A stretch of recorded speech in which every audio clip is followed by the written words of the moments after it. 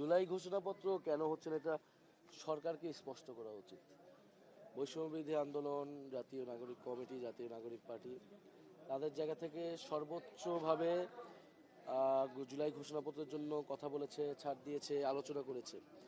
সরকারের কাছে আমাদের খসড়াটি দেওয়া আছে। এখন সরকারের এটা স্পষ্ট করা উচিত সরকার আসলে কেন দিচ্ছে না। আমরা বলেছি যে 3 আগস্ট আমরা আমাদের যে ইশতেহার, এবং আমরা চাই, এখনও চাই যে সরকারই এটা দিক। এটা আমরা আমাদের দেওয়ার থেকে সরকার যদি সব দল মিলে দিতে পারে সেটা দিবে। যদি সরকার সেখানে ব্যর্থ হয়, আমরা অভ্যুত্থানের অন্যান্য অংশীদারদের সাথে কথা বলছি, তাহলে এই দায়িত্ব আমাদেরকে নিতে হবে। এই ইশতেহারটা কি এনসিপির ইশতেহার না, এটা কি জুলাইয়ের মানে কি ইশতেহার বলছেন মূলত?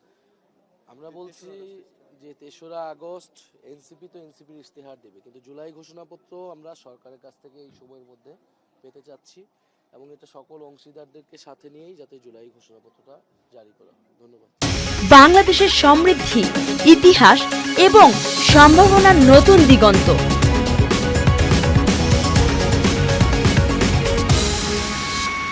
স্বাগত জানাই।